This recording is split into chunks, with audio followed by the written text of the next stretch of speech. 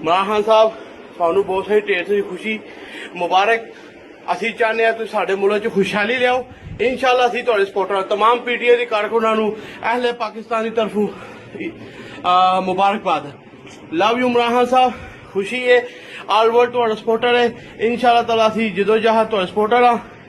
ਅਸੀਂ दुआ करो ਤੁਸੀਂ ਸਾਡੇ ਮੁਲਕ ਅਸੀਂ ਬਿਹਤਰੀ ਲਿਆਓਗੇ इंशाअल्लाह ताला। I love Imran, I love पाक आर्मी, आई लव पाकिस्तान। पाक आर्मी जिंदाबाद, पाकिस्तान जिंदाबाद, इमरान खान जिंदाबाद। Love you.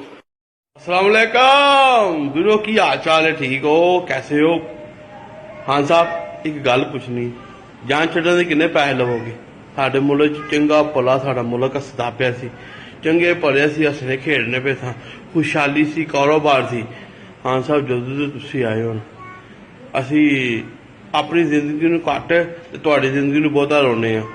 तो खुदा का वास्ता साड़ी जान छाड़ दो। कुछ जी 4 दिन जिंदगी बची है नैन असीं तुहानूं बेड़ा तुहानूं बदवावां दे के तुहाडी जान कट छड़ीए।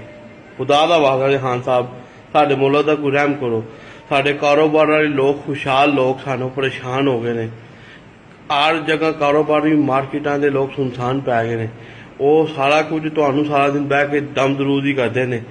खुदा का वास्ता साडे मुल्क दी जान छाड़ दो। हाँ साहब मैं घर च जंग करके तुहानूं वोट पाया सी, घर जा को मारा गाला कड़ के तुहानूं को वोट पाया सी। साडे घर दे नून लीग दे सपोर्टर सन, मैं तुहानूं वोट पाया पर तुसीं साडे सिर ते जुत्तियां ही मारियां ने। खुदा का वास्ता साडी जान छाड़ दो। जिहड़ी 4 दी जिंदगी पिछे रह गई हाँ जी असीं अच्छी गदार नहीं। खुदा का वास्ता साडी जान छाड़ दो।